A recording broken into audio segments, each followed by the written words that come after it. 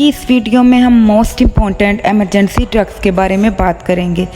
As a nurse आप जब कभी भी किसी भी हॉस्पिटल या क्लिनिकल साइट पे काम कर रहे होते हैं तो ये आपके लिए बहुत ज़रूरी है कि आपको इमरजेंसी ड्रग्स के बारे में पता होना चाहिए। अगर आप एक अच्छी नर्स हैं तो आपको इमरजेंसी सिचुएशन को अच्छे से डील कर सकती हैं। अगर कोई इमरजेंसी सिचुएशन आ जाती है तो आपको पता होना चाहिए कि इमरजेंसी ड्रग्स को कैसे बनाते हैं और इसका यूज़ क्या है। सबसे इम्पोर्टेंट इंजेक्शन KCl यानी कि पोटाशियम क्लोराइड, जो कि 25 ml का एक अम्प्यूल होता है। इसकी डोज 125 ml होती है। आप इसको इंट्रावीनस ही इस्तेमाल कर सकते हैं। आप इसको मिनिमम 500 ml नॉर्मल सलाइन में दे सकते हैं। याद रखें, आप कभी भी पोटाशियम क्लोराइड को डायरेक्ट सिरिंज के साथ पेशेंट को नहीं दे सकते। बहुत हार्मफुल हो सकता है, इवन के पेशेंट की डेथ भी हो जाती है। इसके बाद हम डिस्कस करते हैं कैल्शियम ग्लूकोनेट, जिसकी डोज होती है 100 mg/ml।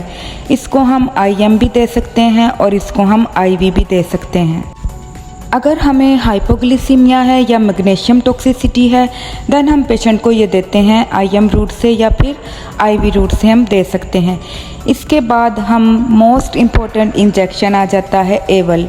जब भी पेशेंट को किसी भी किस्म का कोई रिएक्शन होता है या मेडिसिन का रिएक्शन होता है तो सबसे पहले जो आप इंजेक्शन लगाते हैं वो इंजेक्शन एवल होता है, जिसकी डोज 22.75 mg/ml होती है। आप इसको IM IV दोनों दे सकते हैं, लेकिन किसी मेडिसिन का रिएक्शन फ़ौरन से ख़त्म करने के लिए आप इसको IV दे सकते हैं।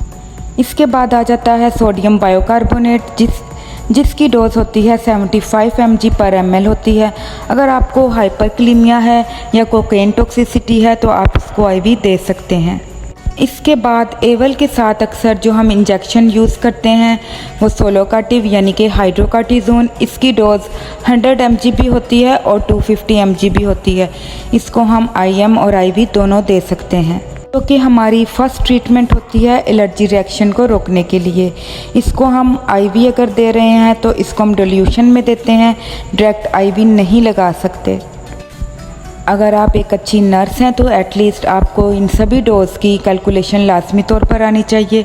इसके बाद इंजेक्शन डेकाड्रोन यानी कि डेक्सामेथाजोन, जिसकी डोज 4 mg/ml होती है। हम इसको IM IV दोनों दे सकते हैं। इसके अलावा इसका यूज़ क्या है, ये COPD अस्थमा के लिए हम इस्तेमाल करते हैं।